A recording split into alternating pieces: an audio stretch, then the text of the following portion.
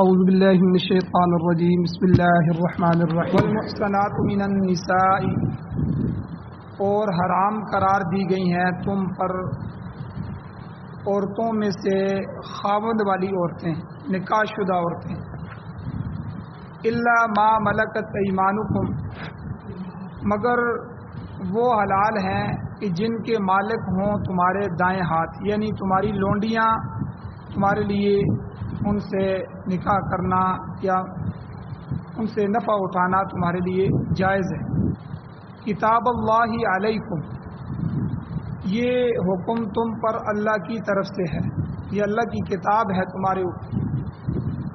وَأُحِلَّ لَكُمْ، اور حلال قرار دی گئی ہیں تمہارے لیے ما وراء ذالکم، ان سب عورتوں کے علاوہ باقی عورتیں، لیکن ان کو حلال کرنے کے لیے، نکاح کرنے کے لیے اللہ تعالیٰ نے کچھ شرائط بھی لکھی ہیں۔ سب سے پہلے فرمایا کہ ان تبتغوا باموالکم، کہ تم تلاش کرو ان عورتوں کو اپنے مالوں کے ساتھ، یعنی ان کے مہر مقرر پر۔ دوسرا محسنین غیر مصافحین، قید میں لانے والے ہو، یعنی پاک دامنی کے لیے نکاح کرنے والے ہو، غیر مصافحین، نہ کہ شہوت رانی کے لیے، شہوت کے لیے نکاح خالی نہ کیا جائے، پاک دامنی حاصل کرنے کے لیے کیا جائے، نیت بھی ٹھیک۔ آگے اللہ نے فرمایا فَمَسْتَمْتَعْتُمْ بِهِ مِنْهُنَّ، تم نے ان میں سے جس سے فائدہ اٹھا لیا، فَآتُوهُنَّ أُجُورَهُنَّ فَرِيضَةً، پس ان کو دے دو ان کے مہر جو کہ مقرر کیے گئے ہیں۔ ولا جناح علیکم، اور تم پر اس چیز میں کوئی گناہ نہیں ہے، فیما تراضیتم بہ، کہ تم آپس میں راضی ہو جاؤ، من بعد الفریضہ، مہر کے مقرر کرنے کے بعد۔ مہر مقرر ہو گیا، اس کے بعد اگر بیوی معاف کرنا چاہے، آدھا معاف کرنا چاہے، کوئی بھی حصہ وہ کر سکتی ہے، خاوند اس کو بڑھانا چاہے تو بڑھا سکتا ہے، اس میں کوئی حرج نہیں۔ ان اللہ کان علیما حکیما، بے شک اللہ تعالیٰ جاننے والے ہیں، علم والے ہیں، اور حکیمہ، حکمت والے ہیں۔ سورۃ النساء پارہ نمبر 5 کی پہلی آیت ہے، اور سورۃ النساء کی 24 نمبر آیت ہے۔ آپ نے ترجمہ سنا، اور اس کے 2 درس پہلے اس آیت کے گزر چکے ہیں، جن کا خلاصہ یہ ہے کہ اللہ تعالیٰ نے اس سے پچھلے درس کے اندر محرمات ابدیہ کو اور محرمات وقتیہ کو بیان فرمایا۔ وہ عورتیں جو ہمیشہ ہمیشہ کے لیے حرام ہیں، ان کو بھی اللہ نے بیان فرمایا، اور وہ عورتیں جو ایک وقت کے لیے حرام ہوتی ہیں، اگر وہ مسئلہ حل ہو جائے، وہ علت چلی جائے، تو پھر وہ عورت حلال ہو جاتی۔ اس میں 4 قسم کی عورتیں جو ہیں وہ بیان ہو چکی ہیں۔ ایک تو وہ رشتے جو نسبی رشتے ہیں، نسب کے رشتوں کی وجہ سے عورت مرد پر حرام ہو جاتی ہے، ماں ہے، بہن ہے، بیٹی ہے، اور اسی طرح پھوپھی ہے، خالہ ہے، بھتیجی ہے، بانجیاں ہیں، یہ سب رشتے نسبی ہیں، تو اس لیے یہ حرام ہے۔ اور دوسرا رضائی ہے، جس کا دودھ پی لیا جائے جس عورت کا، وہ عورت رضائی ماں بن جاتی ہے، اور اسی طرح اس کے ساتھ اس بچے کے رشتے بن جاتے ہیں جو نسبی رشتے کی طرح۔ اور اسی طرح تیسرا حرمت مصاہرت ہے، یعنی سسرالی رشتہ، جہاں کہیں شادی ہو گئی تو بیوی کی ماں یہ ساس بن گئی، اور اسی طرح لڑکی کی شادی ہو گئی تو لڑکی کا جو خاوند کا باپ ہے وہ سسر بن گیا، تو یہ رشتے بھی حرام ہو جاتے ہیں۔ اور چوتھی اور آخری قسم کل بیان ہوئی تھی کہ منکوحہ عورتیں جو کسی کے نکاح میں ہوں، نکاح کے اوپر نکاح کرنا حرام ہے، یہ جائز نہیں ہے۔ اس کی 2 ہی صورتیں ہیں کہ یا تو خاوند فوت ہو جائے اور یہ عورت عدت گزارے 4 مہینے 10 دن، پھر دوسری جگہ کیونکہ اس کا نکاح ختم ہو گیا، یا پھر جو ہے وہ خاوند طلاق دے دے، طلاق کی عدت گزارے 3 حیض، اس کے بعد جو ہے وہ دوسری جگہ نکاح کر سکتی ہے، ورنہ نکاح باقی ہو اور اس کے اوپر نکاح کیا جائے یہ حرام ہے، اور ایسا نکاح شمار نہیں ہو۔ تو یہ تفصیل کل کے درس میں گزر چکی ہے۔ تو اللہ تعالیٰ نے یہاں یہی بیان فرمایا ہے کہ والمحصنات من النساء، کہ حرام قرار دی گئی ہیں تمہارے اوپر عورتوں میں سے نکاح والی عورت. یہ چوتھی قسم یہاں سے بیان ہو رہی ہے. ہاں اس میں الا ما ملکت ایمانکم، جو تمہاری لونڈیاں ہیں. آج کل لونڈی اور غلام نہیں ہے، تو حضور علیہ الصلوۃ والسلام کے زمانے میں غلام اور لونڈیاں ہوتے تھے. تو لونڈی کا حکم یہ ہے کہ جو آپ کی غلام عورت ہے کہ اس کے ساتھ جو ہے وہ نکاح جائز ہو جاتا ہے، اس کے ساتھ رہنا جائز ہو جاتا ہے. تو اس کی بھی تفصیل جو ہے وہ پچھلے درس میں غلاموں کی جو بین الاقوامی رواج ہے اور اسلام کی جو ہے تفصیلات، یہ بھی پچھلے درس میں گزر چکی ہے. کل کے درس میں شرائط حلت بیان ہو رہی تھی کہ حرمت نکاح کی اللہ نے تفصیل بیان فرما دی. اس کے بعد اللہ نے فرمایا یہ جتنی عورتیں ہم نے بیان کر دی یہ 4 قسم کی، تو ان سب عورتوں کے علاوہ وَأُحِلَّ لَكُم مَّا وَرَاءَ ذَلِكُمْ، کہ تمہارے لیے ان عورتوں کے علاوہ باقی سب عورتیں حلال قرار دی گئی. اب حرام ساری بیان کر دی، حلال کو چھوڑ دیا کہ اس کے علاوہ جس قسم کا بھی رشتہ بنے گا، جس قسم کی بھی عورت ہوگی وہ تمہارے لیے حلال ہو. لیکن اس کو حلال کرنے کے لیے 4 شرطیں قرآن مجید میں اللہ تعالیٰ نے یہاں اس موقع پہ بیان فرمائی ہیں. 3 یہاں بیان فرمائی ہیں، چوتھی اس سے کچھ اگلی آیتوں میں بیان فرمائی. تو 2 شرطیں کل بیان ہو چکی تھیں تفصیل ان کی، کہ پہلی شرط یہ ہے ان تبتغوا، کہ تم مرد عورت کو تلاش کرو. مرد کے لیے فرض ہے کہ وہ اپنے لیے عورت تلاش کرے، وہ اس کو طلب کرے، وہ اپنے رشتے کو دیکھے، اور وہ اپنے رشتے کو کسی خاندان میں بھیجنا چاہتا ہے تو وہاں بھیجے. تو یہ معیوب بات ہے کہ عورت کے لیے جو ہے وہ خود رشتہ تلاش کیا جائے. تو مرد خاندان تلاش کرے اور اس سے رشتہ کرے. اور دوسری شرط یہ ہے کہ بِأَمْوَالِكُمْ، اللہ نے فرمایا ان تبتغوا، تم تلاش کرو. اور دوسرا بِأَمْوَالِكُمْ، اپنے مہر کے ساتھ، مالوں کے ساتھ، مال دے کے مہر رکھ کے اس عورت سے نکاح کرو اور اس کو لے کے آؤ. اس میں مال کے لفظ سے بہت سے مسائل تھے جو کل کے درس میں گزر چکے ہیں. یہ 2 شرطیں تو کل کے درس میں بیان ہوئی. آج تیسری اور چوتھی شرط ہے. تو نکاح کی تیسری شرط کے متعلق اللہ نے فرمایا محسنین غیر مصافحین، کہ عورتوں کو عقد نکاح میں لانا تمہارا جو ہے مقصود ہو، کہ تم اس کو نکاح کر کے لا رہے ہو، محض شہوت رانی پیش نظر نہ ہو، اپنی شہوت اور خواہشات پورا کرنا مقصد نہ ہو، بلکہ عورتوں کو جو ہے عزت اور تحفظ دینا. احسان، محسنین، محسن احسان کہتے ہیں. اس کا مطلب یہ ہے کہ عورتوں کو قید نکاح میں لا کر ان سے نکاح کر کے بے حیائی سے بچایا جائے، تاکہ جو صنفی تقاضے ہیں، انسانی تقاضے ہیں، خواہشات کے تقاضے ہیں، جو ہے معاشرتی تقاضے ہیں، یہ سارے تقاضے پورے ہو جائیں. مرد اور عورت کا جو نکاح ہوتا ہے، اس نکاح سے آگے معاشرے کی تکمیل ہوتی ہے اور معاشرہ بنتا ہے، آگے افراد سے افراد بڑھتے ہیں. تو اس لیے نسل بڑھانا مقصود ہو، نبی علیہ السلام کی امت بڑھانے کی نیت ہو، اور پاک دامنی کی نیت کہ میں بھی پاک رہوں اور میری بیوی بھی پاک رہے، میری نظر بھی صاف رہے اور معاشرہ بھی پاک صاف رہے، یہ مقصد ہو. صرف اپنی شہوت پوری کرنا نہ. تو یہاں 2 لفظ محسنین کہ پاک دامنی مقصود ہو، غیر مصافحین شہوت رانی مقصود نہ ہو. یہ بھی نکاح میں شرط ہے. یہ تیسری شرط جو ہے اللہ نے بیان فرمائی. نکاح کی چوتھی شرط اس سے تھوڑا آگے آ رہی ہے. اللہ نے فرمایا ولا متخذی اخدان، اور یہ الفاظ آگے سورہ مائدہ میں بھی آئیں گے. اس کا مطلب کیا ہے کہ مرد اور عورت کا ایجاب اور قبول کھلے علل اعلان ہو، چوری چھپے نکاح نہیں ہونا چاہیے. اللہ کہتے ہیں ولا متخذی اخدان، چھپ چھپ کے یہ معاملات نہ کیے جائیں. اسی لیے اس آیت سے فقہائے کرام فرماتے ہیں کہ نکاح کے لیے گواہ شرط ہیں، بغیر گواہوں کے نکاح درست نہیں. کہ مرد اور عورت بیٹھ کے کسی ایک کونے میں بس وہیں نکاح کر لیا، ایسا نہیں بھائی معاشرے میں سے نکاح، بلکہ اس سے اوپر حضور علیہ السلام نے فرمایا کہ جو ہے نکاح کا اعلان کیا جائے. اعلن النکاح، نکاح کا اعلان کرو. لوگوں کو پتہ ہونا چاہیے. یہ شریف خاندانوں کی عادت ہوتی ہے کہ ہمارے خاندان کے فلاں فرد کی بچی فلاں خاندان کے فلاں فرد کے بچے کے ساتھ نکاح میں جاری اعلان ہو، اس سے عزت محفوظ ہوتی ہے، خاندان کی شرافت جو ہے محفوظ ہوتی ہے۔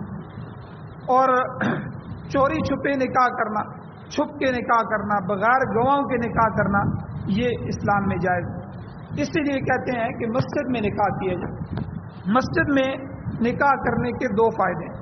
ایک فائدہ تو یہ ہے کہ وہاں مسجد میں جو نمازی ہوتے ہیں، مسجد میں اعلان ہو جاتا ہے، پتہ چل جاتا ہے۔ اور دوسرا جو ہے، یہ آج کل جتنے بھی خرافات ہیں، بہت سارے گانے بجانے اور یہ اور وہ جو نکاح میں ہوتے ہیں اور ساز سرنگیاں، ان سب سے مسجد میں بندہ بچ جاتا ہے، اس گناہ سے بچ جاتا ہے۔ تو بہرحال مسجد کی بھی ترغیب دی گئی ہے، تو اعلان جو ہے نکاح کو مسجد میں منعقد کیا جائے، اس سے برکت بھی ہوتی ہے۔ تو اسی لیے فقہاء کرام فرماتے ہیں کہ بغیر گواہوں کے نکاح درست نہیں ہے، چونکہ نکاح جو ہوتا ہے یہ عورت اور مرد کے درمیان ایک نہایت اہم نوعیت کا معاہدہ اور ایگریمنٹ ہوتا ہے، جسے عام مجلس میں گواہوں کے روبرو سامنے طے ہونا چاہیے۔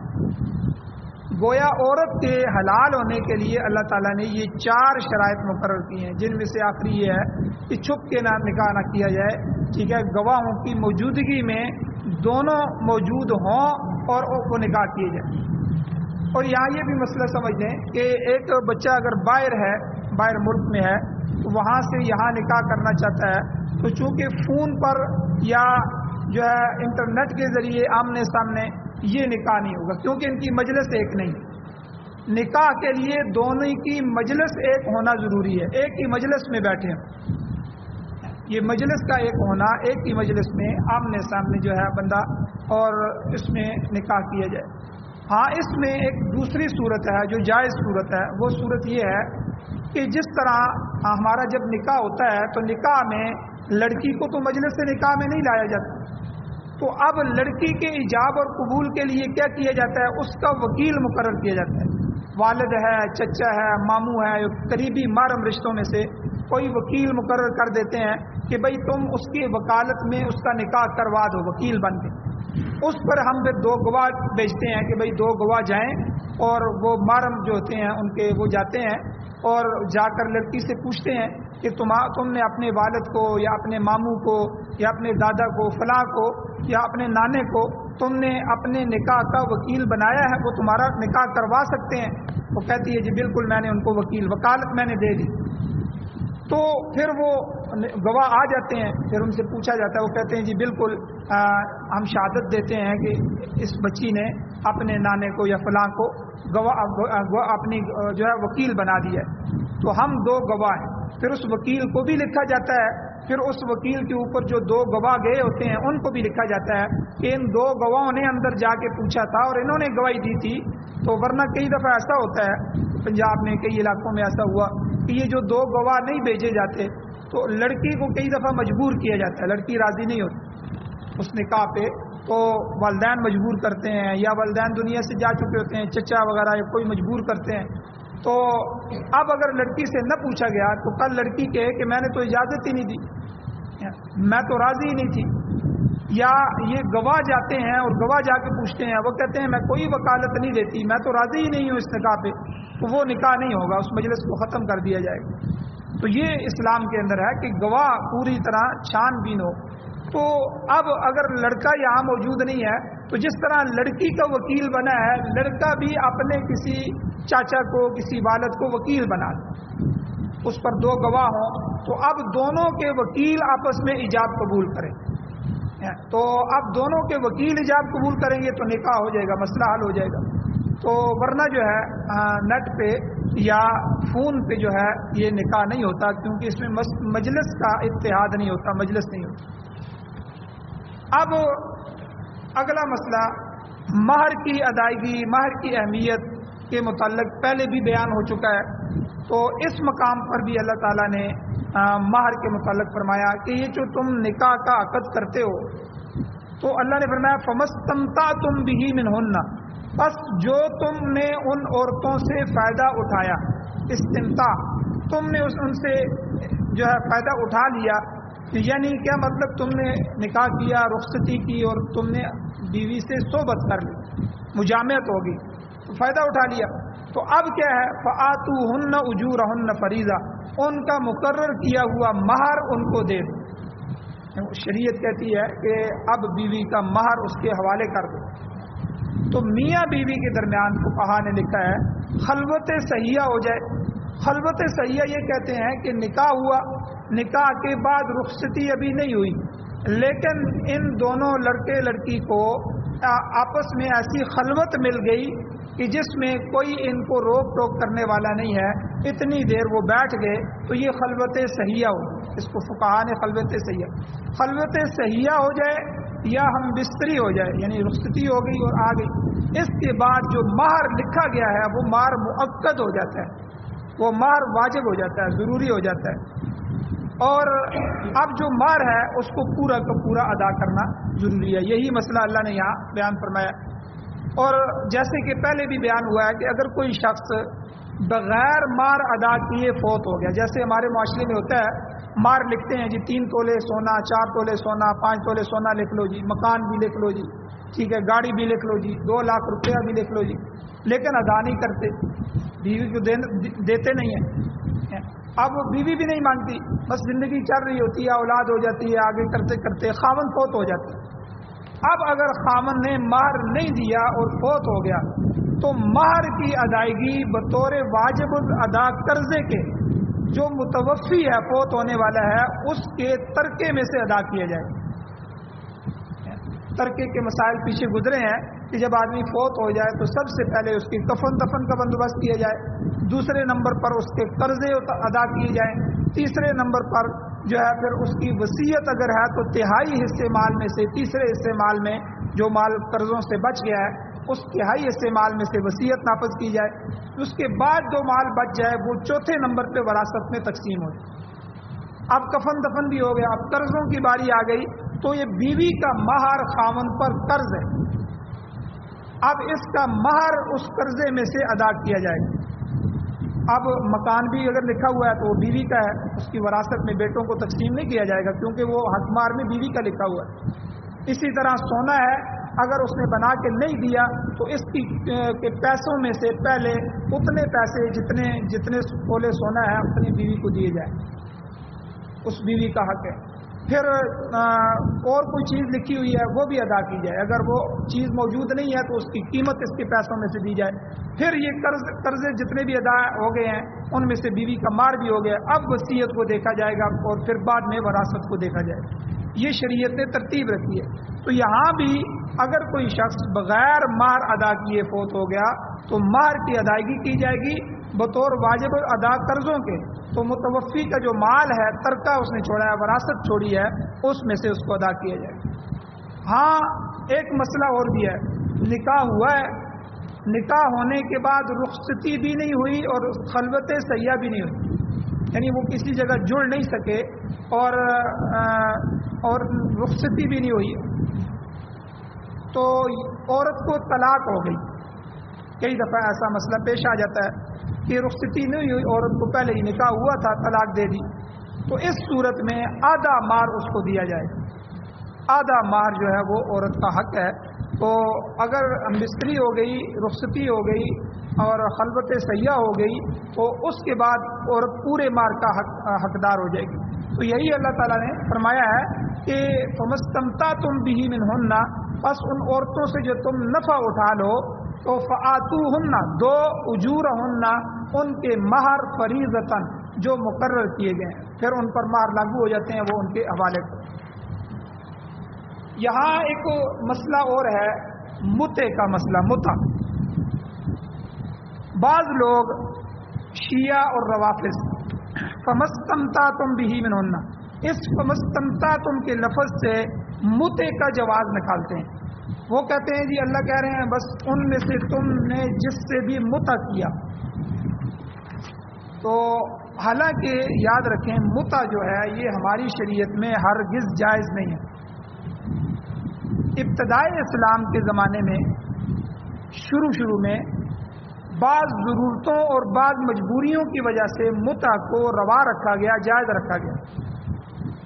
پھر جب مسلمانوں کا غلبہ ہو گیا، مجبوریاں ختم ہو گئیں، تو متع جو ہے وہ ہمیشہ کے لیے حرام کرا دیا گیا۔ متع کسے کہتے ہیں؟ متع کہتے ہیں نکاح وقتی، نکاح موقت، ایک وقت کے لیے نکاح کر لیا جائے۔ یہ اس وقت لمبے عرصے کے لیے باہر گیا یا جو ہے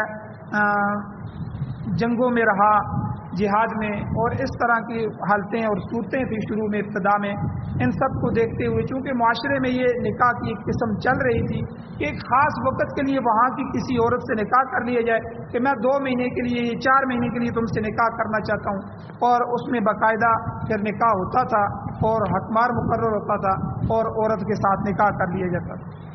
اب اتنی مدت ختم ہوتی تھی تو خود بخود جو ہے وہ نکاح ختم ہو جاتا تھا۔ اس کو نکاح موقت کہتے ہیں، وقتی نکاح، اور اس کا دوسرا نام نکاح متع بھی ہے۔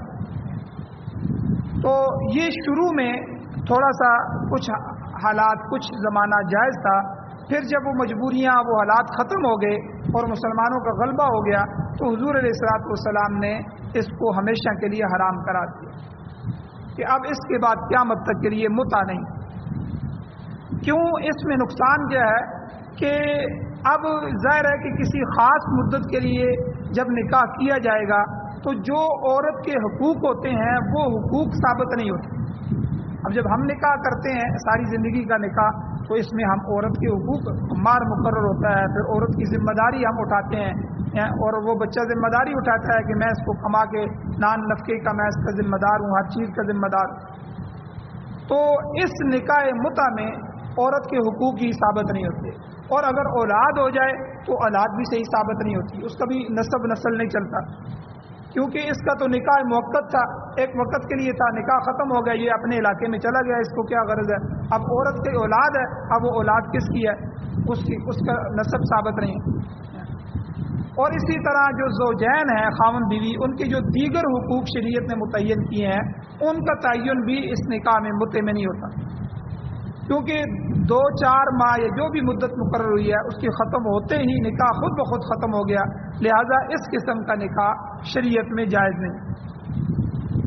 اچھا، ہمارے چونکہ 1947 میں پاکستان بنا تھا، تو پاکستان بننے کے بعد آہستہ آہستہ قوانین بھی بن رہے تھے، وراثت کے قوانین، دوسرے قوانین جو ہے وہ اسلامی شقوں کو، کیونکہ پہلے انگریزی تھے تو اس میں کچھ شقیں اسلامی ڈالی گئی، تو اسلامی قوانین بھی بن رہے تھے۔ تو کرتے کرتے زنا کے اوپر قانون بنا کہ بھئی زنا جو ہے وہ جائز نہیں ہے، جو زانی ہوگا اس کے لیے دفعہ بنانا تھا، تو اس کے لیے اسمبلی میں آواز لگی، اسمبلی میں بل پیش ہوا۔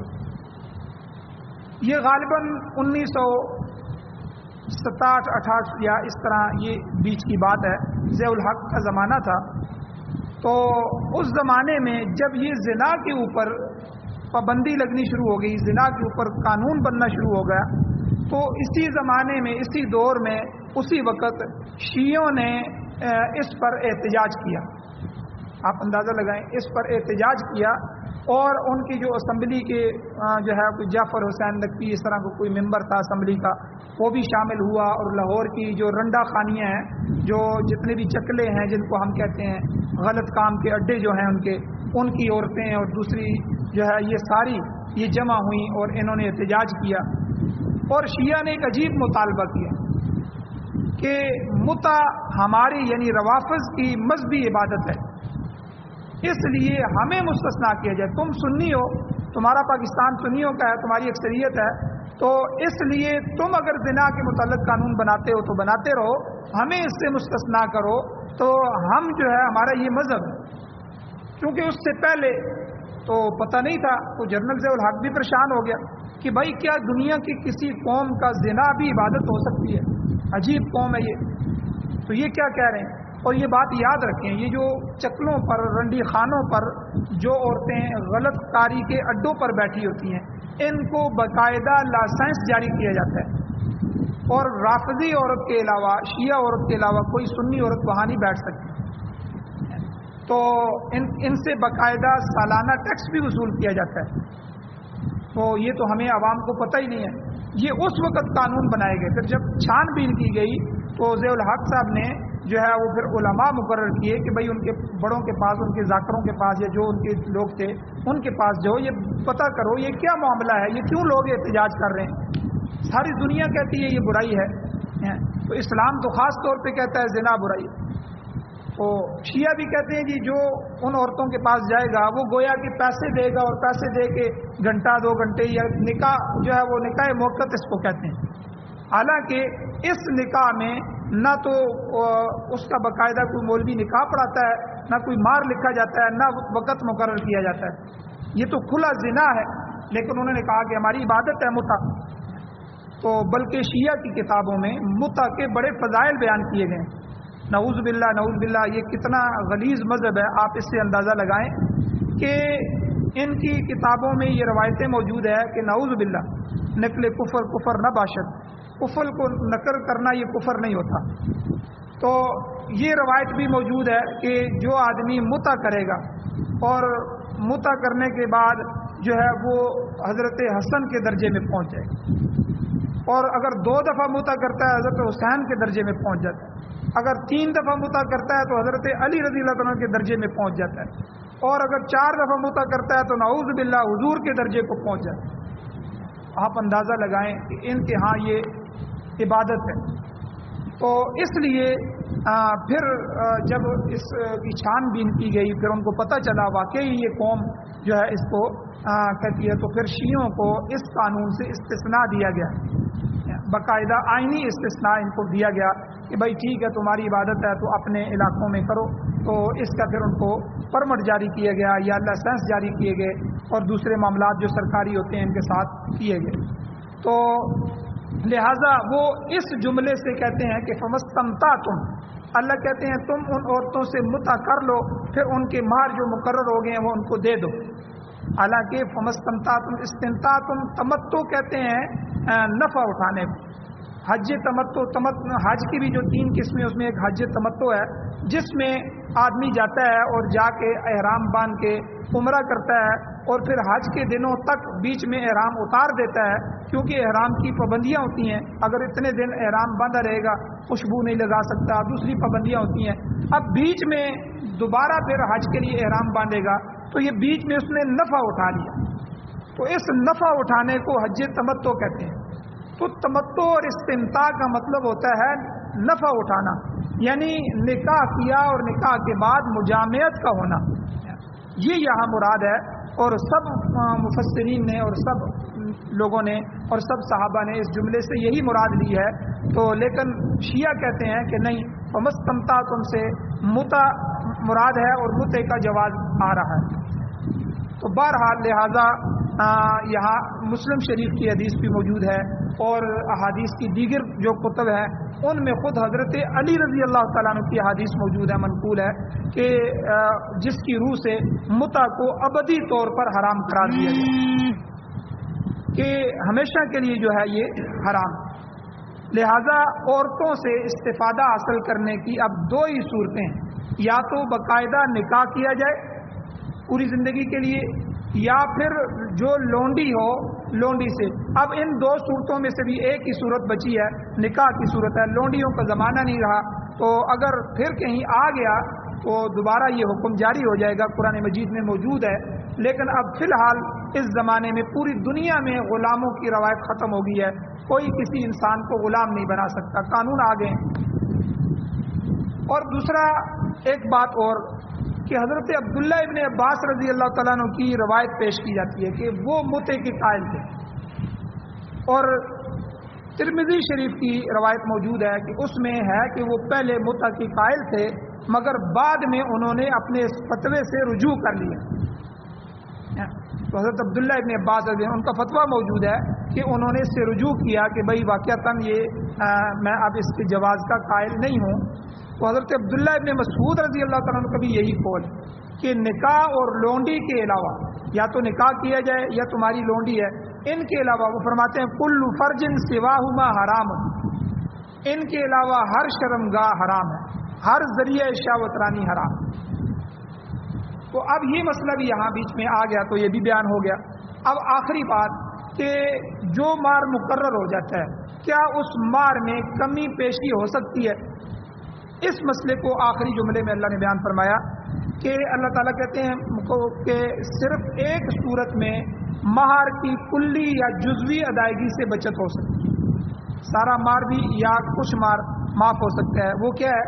اللہ کہتے ہیں ولا جناح علیکم، تمہارے اوپر کوئی حرج نہیں ہے، فیما تراضیتم، کہ اس صورت میں جس میں تم دونوں راضی ہو جاؤ، من بعد الفریضہ، اور اس مہر کے فرض ہونے کے بعد، مقرر ہونے کے بعد نکاح ہوا، نکاح میں مہر رکھ دیا گیا، اب رخصتی ہو گئی، میاں بیوی بن گئے، اب آپس میں بیٹھے ہیں، اب آپس میں کوئی معاملہ ایسا ہو جاتا ہے، مثال کے طور پہ بیوی کہتی ہے کہ چلیں جی آپ نے 4 لاکھ روپیہ میرا مہر لکھا تھا، میں 2 لاکھ آپ کو معاف کرتی ہوں، 2 لاکھ مجھے دے دیں۔ اب یہ آدھا معاف کر سکتی ہے جزوی طور پہ، یا کلی بھی معاف کر سکتی ہے، ٹھیک ہے جی کوئی بات نہیں، آپ کے حالات اچھے نہیں ہیں تو میں آپ کو مہر معاف کرتی ہوں۔ تو یا خاوند نکاح کرتے وقت خاوند کے حالات اچھے نہیں تھے، اس نے مہر تھوڑا رکھا، اب نکاح کے بعد اللہ نے حالات اچھے کر دیے، وہ کہتا ہے کہ بھئی ہمارے خاندان میں بہت سی عورتیں ہیں جن کے بڑے بڑے مہر تھے، تو اب آپ کا مہر تو میں نے بہت تھوڑا رکھا تھا، آپ نے بھی قبول کر لیا تھا، چلو میں اپنی رضامندی سے اس کو بڑھا دیتا ہوں، 2 تولے سونا رکھا تھا، میں آپ کو 4 تولے سونا بنا کے دے دیتا ہوں۔ تو اللہ تعالیٰ یہ فرما رہے ہیں، اللہ کہتے ہیں کہ مہر جو ہے پہلے نکاح میں مقرر کیا جائے گا، یہ ضروری ہے، شرط ہے، واجب ہے۔